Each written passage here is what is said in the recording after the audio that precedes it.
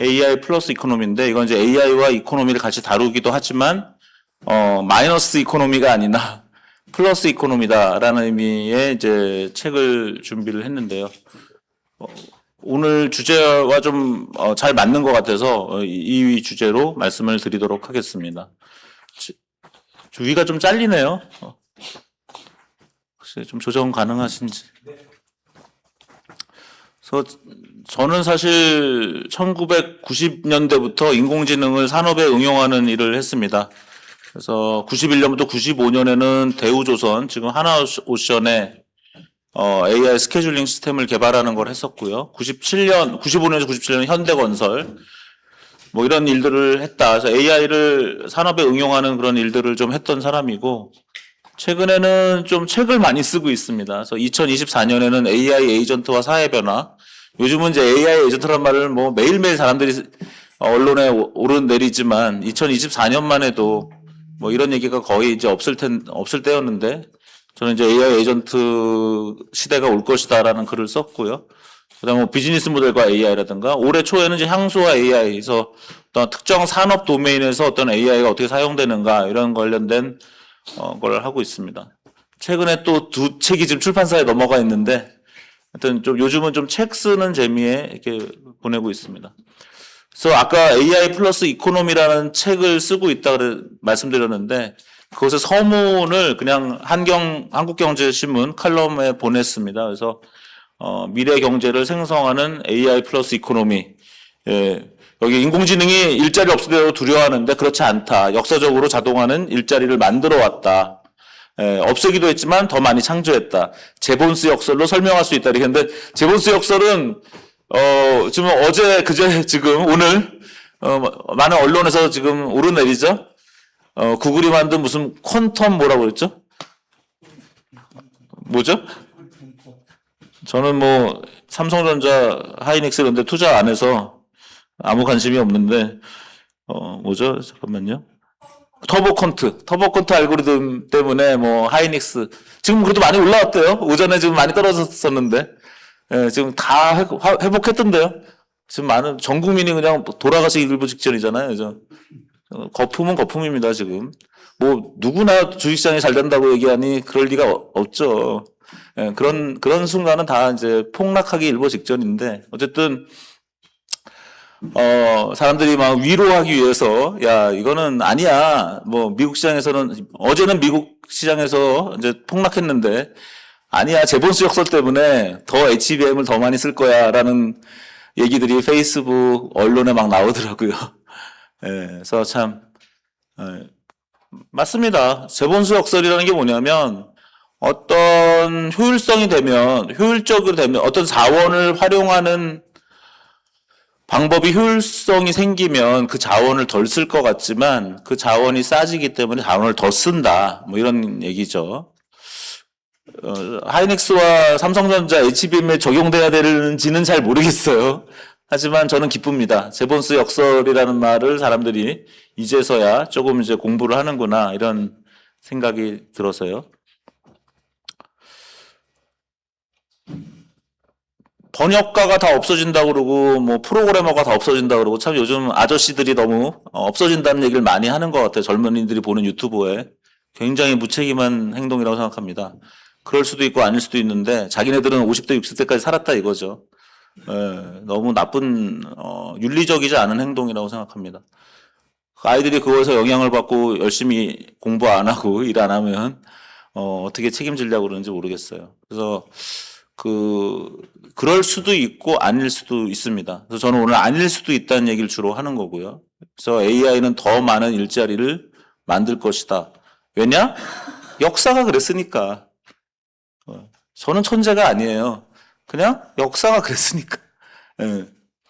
자동화의 기술은 늘 새로운 산업을 만들었으니까. 새로운 일자리를 만들었으니까. 그리고 그 원리는 사실은 그 원리를 설명하는 것 중에 하나는 지금 어제 오늘 우리가 얘기하고 있는 제본스 역설이니까. 그래서 오늘 좀 얘기하기가 더 쉬워졌습니다. 그래서 제가 아까 AI 플러스 이코노미라는 것은 마이너스의 손이, AI가 지금 너무 마이너스로 설명해요. AI로 뭐 다 망할 것처럼 얘기하는데 그러면 우리 AI 안 해야 되죠. 예. 마치 옛날에 러다이트 운동과 너무 똑같죠. 뭐 자동화 기계가 나왔더니 기계를 부셔야 된다는 등. 뭐 자동차가 나왔는데 뭐 카메라가 나왔는데 뭐 다 망할 것처럼 얘기하는 거랑 똑같고 너무 좀 옛날 얘기죠. 예, 안타깝습니다. 그래서 자동화는 비용을 낮추고 포기했던 수요를 깨우기 때문에 비용을 낮춘다. 그래서 제본스 역설. 비용을 낮추기 때문에 포기했던 수요를 깨우죠. 여러분들 러시아 여행하는데 동시통역사 데리고 여행할 수 있습니까? 그분 비행기 태워줘야 되죠. 호텔방 줘야 되죠. 밥 먹여줘야죠. 네. 현지에서 리크루트하면 그래도 하겠다. 그죠? 우리나라 동시통역사 하루 쓰시려면 한 100만 원 들죠? 우리나라? 네. 러시아에 있는 분들 좀 쌀까요? 한 30만 원? 네. 하지만 지금 이 AI로 그냥 쓸 수 있잖아요. 그럼 그분들의 일자리가 없어질까요? 그렇지 않습니다. 그분들은 어차피 미션 크리티컬한 통번역 일을 해요. 네. 우리는 어차피 돈 내고 쓸 사람이 아니었어요. 100만 원, 30만 원 주고 동시통역사를 내 개인에 대동할 수 있는 개인들은 거의 없죠.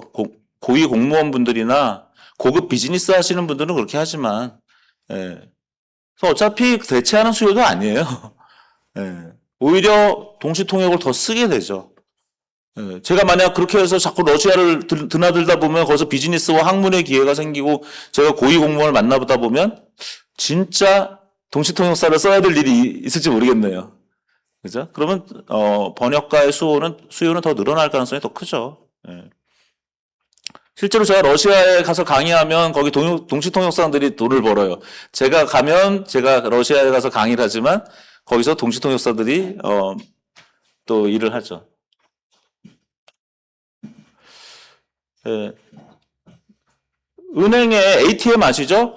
자동 현금 출납기. 그게 도입된 게 1960년대입니다.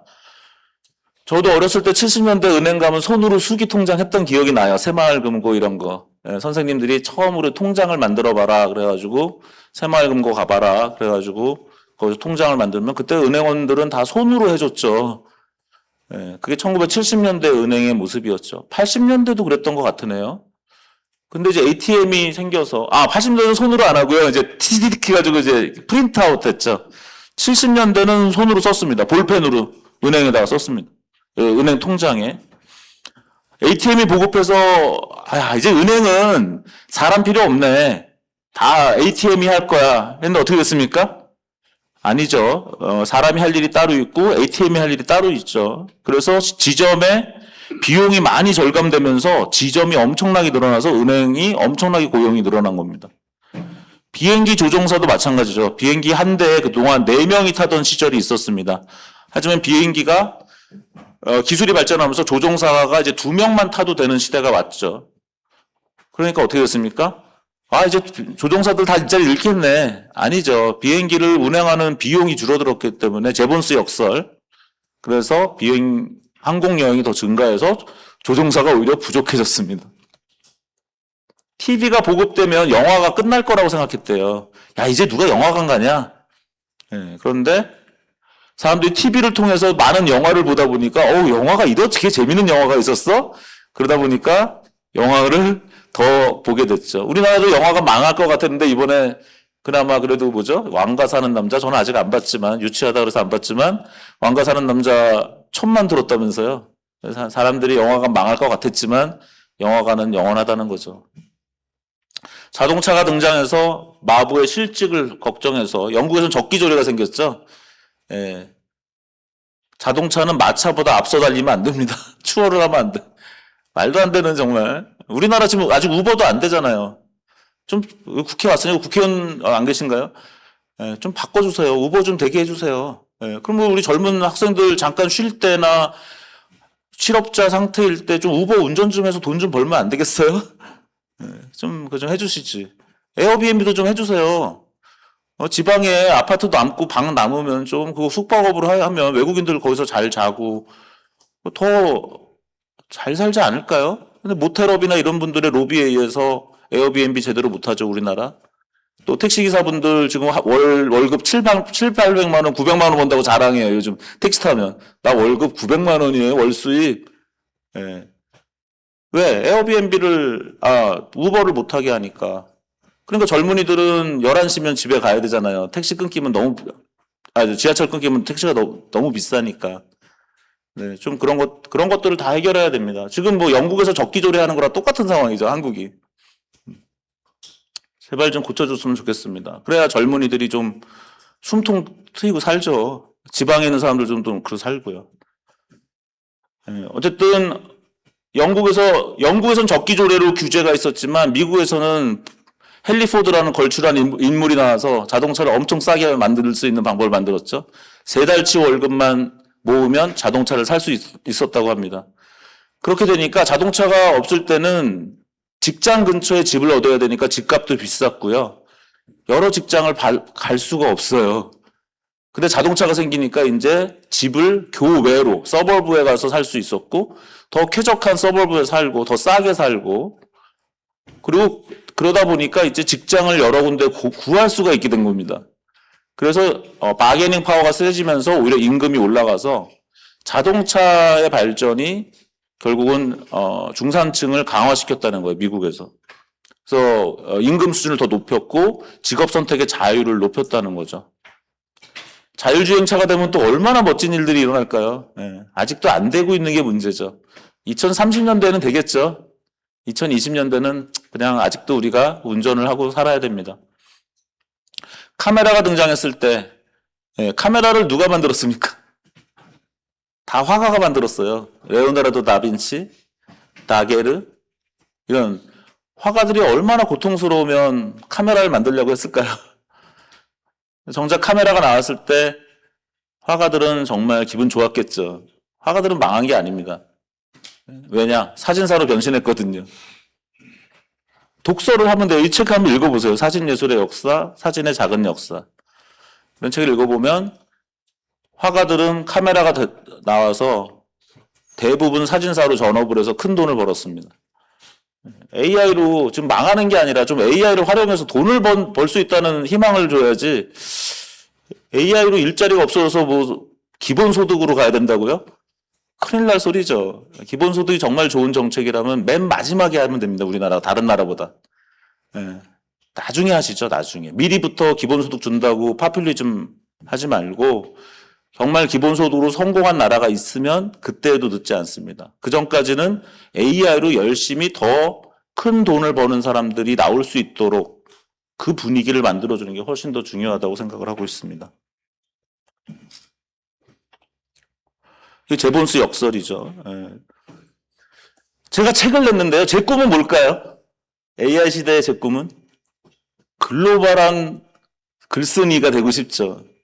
그리고 글로벌한 강의자가 되고 싶죠. 한국 시장은 너무 좁아요.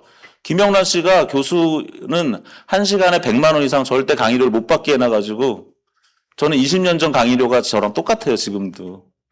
휘발유값 못 올리는 거랑 좀 비슷하죠. 최고 가격제를. 제가 외국 나가면 시간당 10,000불도 받아요. 근데 우리나라에 있으면 못 받아요. 그럼 저는 제가 제 인생을 바꾸려면 제가 글로벌한 라이터가 되고 글로벌한 스피커가 돼야 되는데요. 희망이 있죠. AI로. 그런데 생각해 보세요. 제가 한국어로 책을 썼는데 중국어로 번역판을 만드는데 예전에는 인간 번역사를 사용하면 500만 원, 1,000만 원 들었겠죠. 하지만 지금 AI를 쓰면 50만 원이면 만들 수 있을지 모르겠습니다. 그 번역료로. 그러면 번역을 안 할 일을 하게 돼 있어요. 중국어 번역사가 뭔가 제 책을 마지막 퇴고는 해줘야 되겠죠. 중국어 번역판을. AI가 아무리 했다 하더라도요. 결국 저의 책의 중국어 번역판의 가격이 떨어지기 때문에 저는 중국어 번역판, 프랑스어 번역판, 독일어 번역판을 만들 엄두를 못 냈던 사람이 엄두를 내게 됩니다. 억누르던 수요가 피어오르는 거죠. 그리고 저는 글로벌 진출을 할 수가 있게 되고 번역가는 돈을 벌게 되는 거죠. 그래서 제본스 역설에 의해서 수많은 비즈니스가 나타날 것이다라고 보고 있습니다. 욕망이 확장되는 거죠. 저는 그동안 기껏해 한국에서 강의하고 한국의 김영란법에 묶여서 그냥 노예처럼 사는 거예요. 더 이상 내가 비싼 가격을 묻고 저를 팔지 못하는 거죠. 옛날 한국 여인들과 비슷하네요. 예. 한국 여인들이 그나마 글로벌로 나가면서 여자 농구에서 금메달 따고 양궁에서 금메달 따고 예. 맨날 한국에서 굉장히 핍박받고 살다가 예. 글로벌로 나가야 되는 거죠, 사실은. 그래서 저는 우리가 진시황보다 더 잘 살고 있다면서요. 진시황보다 우리가 더 쾌적한 여름을 지내고 있지 않을까요? 진시황보다 더 따뜻한 겨울을 지내고 있지 않을까요? 진시황보다 더 우리가 잘 여행하지 않을까요? 네, 우리는 굉장히 잘 살게 된 거죠. 그러면 또 계속 새로운 욕망이 피어오릅니다. 우리는 옛날 먹고 사는 거, 죽지 않는 거, 이런 정도의 수준의 욕망이 아니라 계속 새로운 욕망이 나온다는 거죠. 네, 더 빠른 이동, 대륙간 이동, 우주여행. 네, 그래서 계속 욕망은 계속 나온다. 그 욕망이 산업이 되겠죠. 아까 말씀드린 것처럼 화가들은 정말 고통스러웠어요. 앵그르, 터너, 쿠르베 이게 뭐냐. 터너라는 화가 아시죠? 되게 멋진 풍경화를 그리는데 안개가 쫙 껴있는 풍경을 그리려고 하는데 안개가 없어지잖아요. 이거 내 손이 너무 느리다. 하지만 카메라가 있었다면 그걸 포착해서 그 순간을 남길 수 있었겠죠. 하지만 카메라가 나왔을 때 폴 들라루스는 회화는 죽었다고 얘기했지만 그렇진 않았다는 것입니다. 또 재밌는 거는 카메라가 나오니까 독일에서 프랑스 애들이 사기친다고 하는 기사도 나왔고요. 우리 인간의 얼굴은 너무나 하나님을 많이 닮았는데 이걸 기계가 복제한다고 말도 안 돼. 독일에서는 이렇게 얘기하기도 했습니다. 그리고 또 사진을 찍으면 영혼이 빠져나간다. 요즘 AI에 관련된 수많은 괴담과 너무 비슷하죠. 예. 테크노 패닉이 일어나는 것입니다. 회화가 죽었습니까? 아까 사진사로 변신한 화가도 있었지만 어떤 화가들은 인상파로, 입체파로 하면서 지금은 카메라가 나오기 전부터 훨씬 더 많은 미술 갤러리와 화가들이 활동하고 있습니다.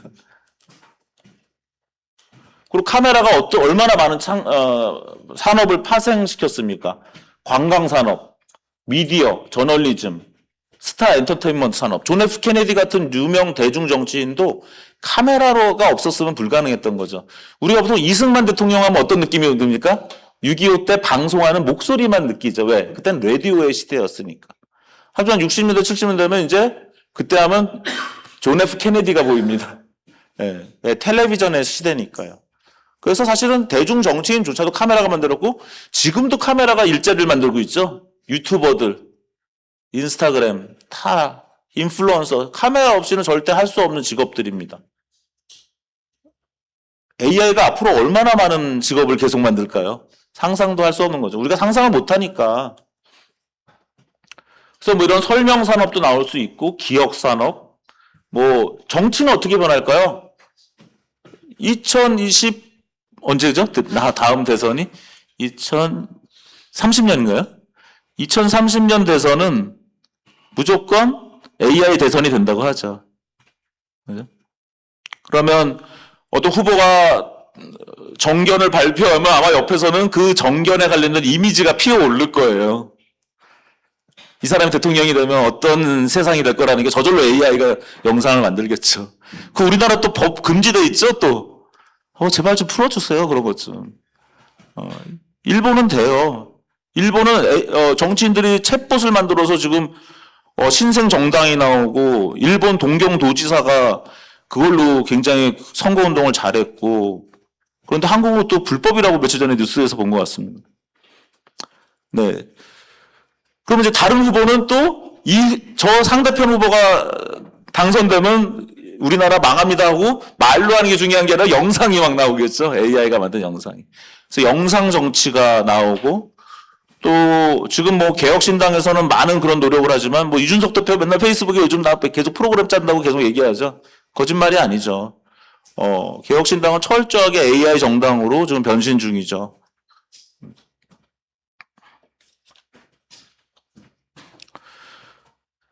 자동차가 없던 시절은 이랬다는 거예요. 말이 있으니까 말이 똥 싸면 그 똥 싸는 거 피하려고 어떻게 된 겁니까? 우리 여성들의 하이힐이 높아졌다는 얘기도 있고, 또 말이 도시에서 한번 죽으면요, 우리가 개나 고양이는 한번 죽으면 얘를 들어서 어디에 묻어줄 수 있지만 말은 무거워서 들질 못해요. 그러니까 어떻게 했겠습니까, 사람들이? 그냥 방치했겠죠. 말이 길에 죽으면. 그래서 말 시체가 난무했다는 겁니다. 말의 똥과 배설물. 자동차가 나오면서 그나마 도시가 이제 깨끗해진 거죠.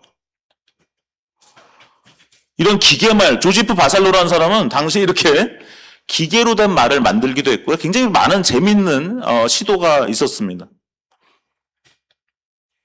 또 아까 말씀드린 것처럼 적기조례, 예, 이런 일들이 있었고요.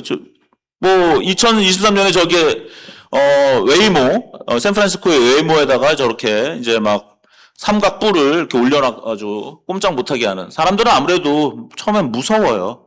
자동화된 기술이 카메라도 무섭고 자동차도 무섭고 하기 때문에 저런 시위도 하죠.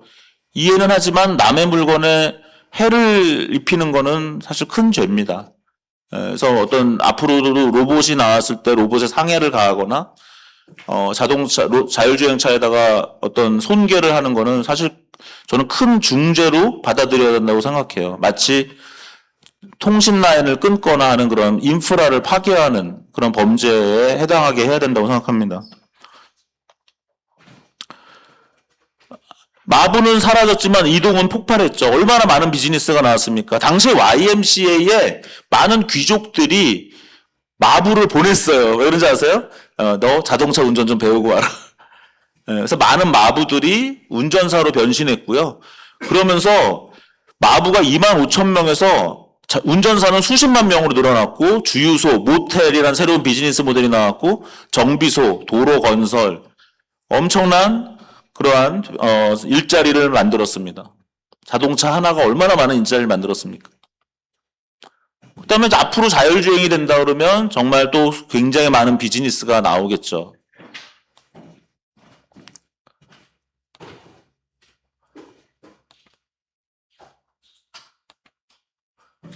제 로망입니다. 저 이거 한번 사고 싶어요. 이 페블이라는 건 홈페이지 가보시면 이런 차인데요. 요건 집이고요.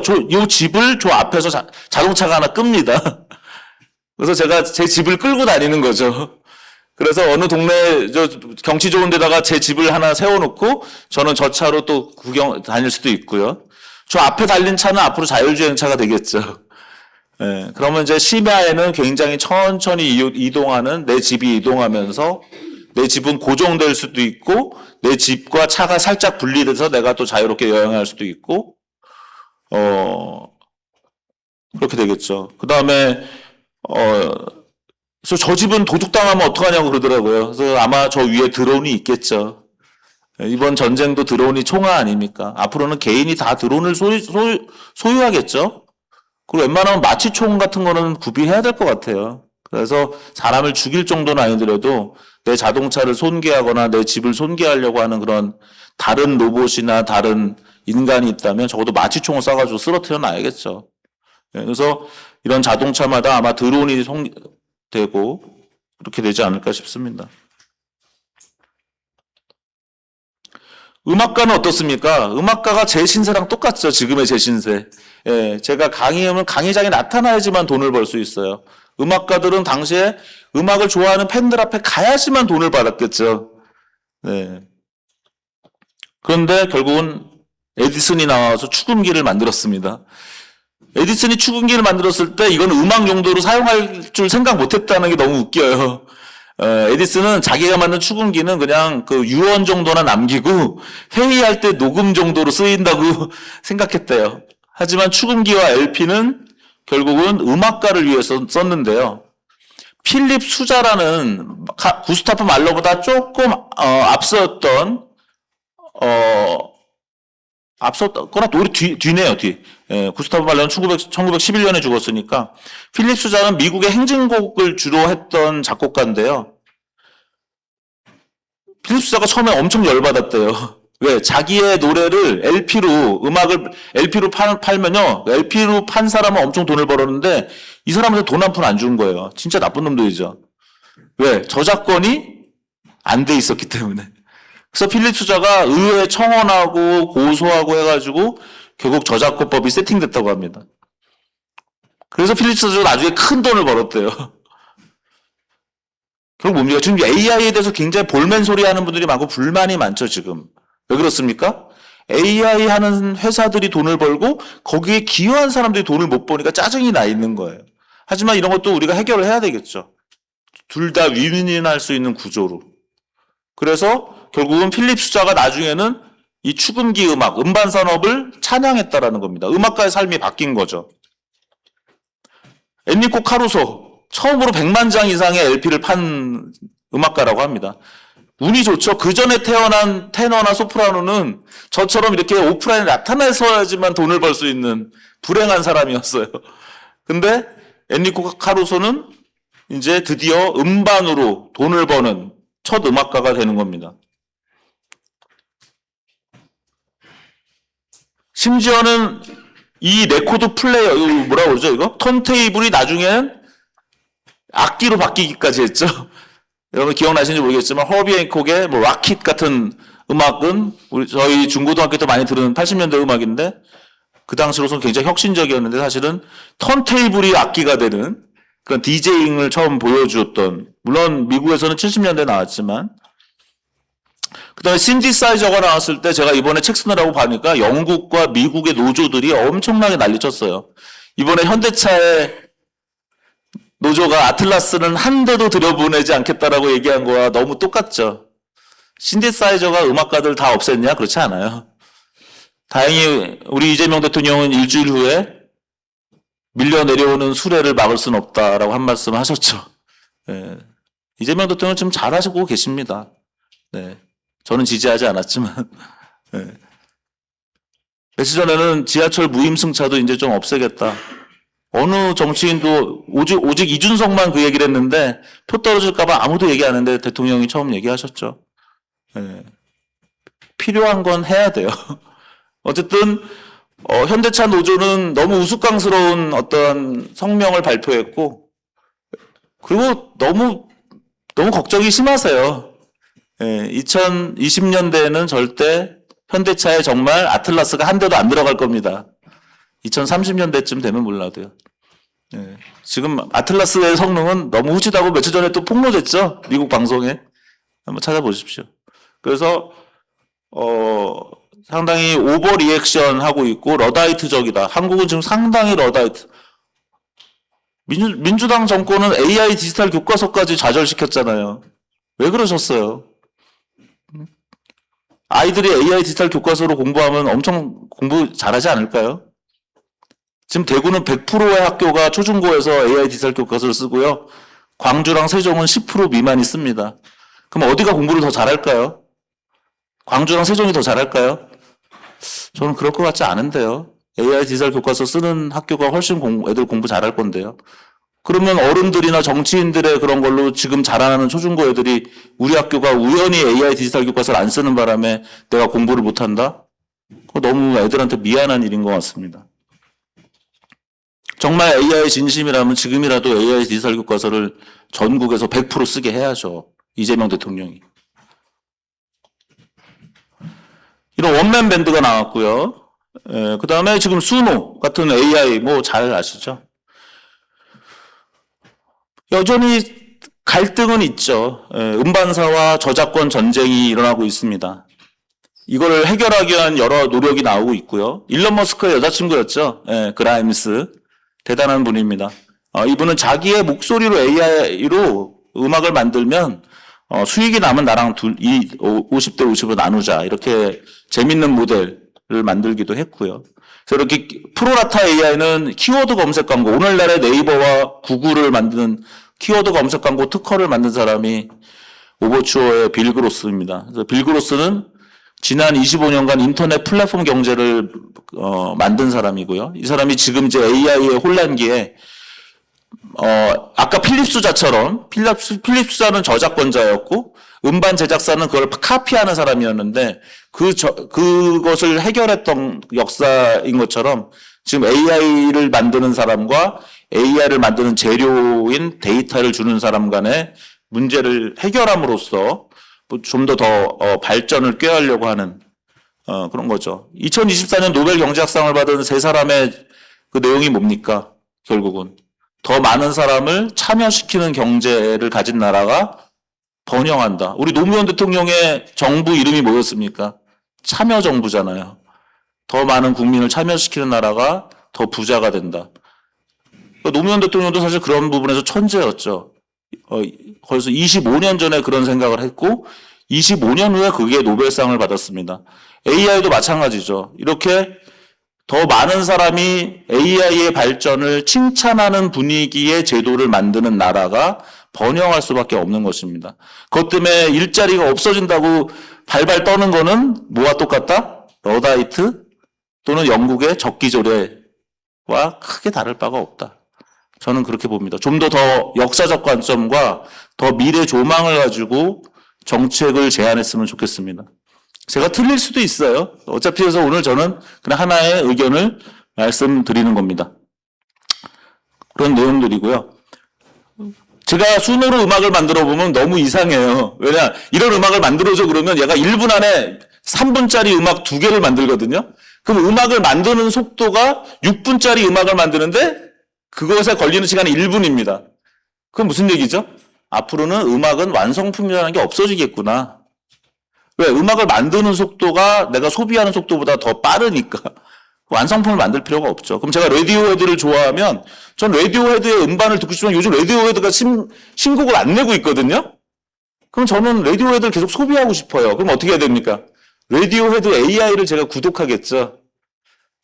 야, 너 보통 1년에 한 번씩 음반 냈을 때 내가 한 15,000원 냈으니까 내가 한 달에 1,000원만 내 레디오헤드한테 돈 낼게. 그러면 내가 듣고 싶을 때 언제든지 레디오헤드 풍의 음악을 만들어줘. 그럼 레디오헤드는 더 이상 음반을 내지 않고도 돈을 벌 수 있고 저는 레디오헤드의 신곡을 들을 수 있는 거죠. 아니면 레디오헤드랑 로제가 같이 협업한 음악을 만들어줘. 브루노 마스랑 로제랑 한 거 말고 레디오헤드랑 로제가 한 걸로 해줘. 그러면 거기서 레디오헤드가 절반 돈 벌고 로제가 절반 돈 벌고 저는 둘의 콜라보레이션을 AI로 들었으면 좋겠어요. 수많은 비즈니스 모델이 나오겠죠. 잠시 지금 음악가들이 화를 내고 하고 있는 필립 수자의 상황과 똑같다라는 것입니다. 이제 이런 완성품의 소멸. 그런데요, 저 같은 아마추어는 순으로 음악을 만들면 어떻게 합니까? 순으로 처음부터 끝까지 다 해요. 그래서 제 경전TV 채널에 가보면 제가 만든 음악들이 많이 있는데요. 순으로 만든. 제 주변에 들려주면 반응이 어떤지 아세요? 좋아할까요? 절대 안 좋아하죠. 왜? 제가 만든 음악인데 저만 좋아합니다. 그래서 저는 하루 종일 제가 만든 음악을 듣고 있는 거예요. 대중음악이 아니라 소중음악, 개인음악이죠. 저만 좋아하는 음악. 되게 한심하죠. 그걸로 저는 돈도 못 벌고 그냥 저만 더 좋아해요. 그런데 프로는 어떻게 하는지 아십니까 지금? 프로는 순으로 음악을 만들면요. 자기가 충분히 AI한테 일을 시켜서 음악을 잘 만든 다음에 음악이 완성되면 그걸 그대로 퍼블리시하면 내가 돈을 못 벌어요. 그래서 어떻게 합니까? 그거를 악보로 그때서야 옮깁니다. 그리고 보컬을 실제 인간 보컬을 오시라고 해가지고 녹음을 해요. 그럼 어떻게 되죠? 제주는 곰이 부렸는데 결과물은 다 사람의 것으로 바뀌는 거죠. 그래서 저는 이 곰이 나온 이유가 AI는 곰이다. 제주는 곰이 부렸는데 돈은 인간이 버는 거예요. AI가 우리를 무찔러서 우리가 다 실업자가 되고 망하는 게 아니라 AI는 그냥 곰이라는 거죠. 그리고 뭐 이런 휴먼 메이드 프리미엄이 또 많아질 거고요. 이런 병목이 있었다라는 것이고 제일 중요한 게 요즘은 이제 연구입니다. 제발 국회에서 우리나라에 저는 5년 전 문재인 정부 때부터 모든 우리나라 국공립연구소를 AI 퍼스트 연구소로 바꿔야 된다고 주장을 했는데 그때 안 통했어요. 그때 했으면 우리나라 진짜 더 잘 됐겠죠. 지금이라도 해야 됩니다. 국공립연구소 제가 가보면 너무 침체돼 있어요. 그분들을 적어도 20%는 AI 하는 사람 집어넣어가지고 2대8로 만들어서 AI first 연구소로 만들어야죠. 왜? 연구를 요즘은 AI가 해야 되니까. 그리고 기존의 사람들은 AI를 시키라 이거죠. AI 전문가랑 같이 해가지고. 그러면 정말 우리나라에서 정말 노벨 과학상들이 앞으로 많이 나올 수 있을 겁니다. 지금까지는 이렇게 옛날에 이게 다 계산, 이런 것도 다 인간이 했잖아요. 하지만 컴퓨터가 나왔고, 컴퓨터가 나와서 완전히 이제 바뀌었죠. 그런 것처럼 연구 개발도 이제 뭐 알파폴도 잘 아시겠지만 이런 식으로 해서 지금 요즘은 이제 미국의 에메랄드 클라우드 랩이나 이런 스트라티오 같은 회사는 이거는 실험만 해주는 회사죠. 전 세계에 있는 사람들이 얘네들한테 실험을 해달라고 부탁을 합니다. 그럼 거기는 AI와 사람과 로봇이 있고 기계가 있어서 실험을 대신해 주는 거죠. 이런 식으로 해서 이제 저는 앞으로 5년, 10년에 AI의 가장 큰 부가가치는 연구 개발에 있다라고 보고 있습니다. 거기서 엄청난 일자리와 큰 부가가치가 나오겠죠. 그래서 지금 한국의 고등학생들이 의대를 간다는 거 저는 너무 좋아요. 왜? 야, 얘네들이 가가지고 엄청난 메디칼 벤처, 신약 벤처, 바이오 벤처 하겠구나. 예. 단지 불쌍한 애들은 뭐냐면 의대 적성이 없는 애가 가는 게 문제죠. 엄마 아빠 가라고 해서. 그것만 뺀다면 아이들이 가서 AI를 활용해서 엄청난 일들을 할 거라고 보고 있습니다. 한국이 정말 앞서가는 나라고 한국 젊은이들이 그렇게 똑똑한 거죠. 중국보다 훨씬 나아요. 중국은 아직도 공대 간다면서요. 예. AI가 이렇게 발전했는데 무슨 공학 뭐 할 게 뭐가 있어요. 오히려 이제는 사람들이 더 오래 사는 방법, 더 이쁘게 사는 방법, 더 행복하게 사는 방법 이런 쪽으로 아마 더 사람들이 관심을 가지게 될 거라고 보고 있습니다. 저희가 작년 했던 연구인데요. 뭐 이거는 시간 관계상 하지 않겠습니다. 하지만 그동안 치과 의사나 박사분들이 밤새서 해야 되는 연구를 AI가 할 수 있게 했던 연구를 저희가 했던 거고요. 거의 끝인 것 같습니다. 그래서 그 장정일 작가의 2019년 시집에 보면 참이라는 시가 있는데 너무 신기합니다. 읽어보면 너무 좋은데 이게 무슨 참이라는 동물이 뭐냐면요. 여러분들 시베리아에서 곰 만나면 죽습니다. 여러분 미국 놀러 가서도 만약 옐로스톤이나 뭐 요세미티나 이런 데 갔다가 곰 만나면 죽습니다. 곰은 되게 거칩니다. 제가 아까 AI를 곰에 비유했지만 곰은 우리를 공격할 수 있어요. 그래서 우리는 AI를 좀 무서워하죠. 곰이 나중에 우리를 공격하는 걸 무서울까 봐. 무서워하는 것처럼. 그래서 저는 요즘 AI는 곰이 아니라 참이다라고 생각합니다. 장정일 작가의 시를 보고. 이 참이라는 동물은 뭐냐면 우리가 시베리아에 갔을 때 곰을 만나면 죽는데 참을 만나면 참이 자기 창자를 다 꺼내준다고 합니다. 먹으라고. 그래서 창자를 다 먹은 다음에요. 그 배를 가려고 저기에 들어가 앉아있으면 우리 얼어 죽지도 않는다고 합니다. 그런데 나중에 이제 살아 돌아오면 너 어떻게 밤새 살아 돌아왔어? 그러면 이 사람은 미안하겠죠. 난 사실 참에 배를 갈라서 창자를 먹었고 걔 따뜻한 몸속에서 쉬었는데 그 말을 하면 창피하니까 얘기를 안 하는 거죠. 참 덕분에 내가 살아 돌아왔다라는 얘기를. 저는 AI가 참이라고 생각을 해요. 우리 인간한테 다 내줄 거 다 내줬는데 앞으로 우리 인간의 미덕은 뭐죠? 나 AI 쓰지 않았어. 숨기는 게 더 미덕인 거죠. 음악을 만들 때도 나 AI 쓰지 않았고, 나 좋은 연구를 했어. 물론 AI 써도 되는데, 그러니까 AI 썼지만 모든 공은 사람한테 돌아간다는 것입니다. 그래서 AI 사람 중심의 사회, 뭘로 구축할 수 있다? AI로 구축할 수 있는 거죠. 화가가 고통스러웠던 거, 음악가가 고통스러웠던 거, 그동안 많은 사람들이 자동화가 안 돼서 고통스러웠던 거를 AI를 활용해서 우리가 부가가치를 늘리고 그걸 통해서 많은 번영을 가지고 올 수 있다라고 생각을 하고 있습니다. 네, 여기까지 하겠습니다. 고맙습니다.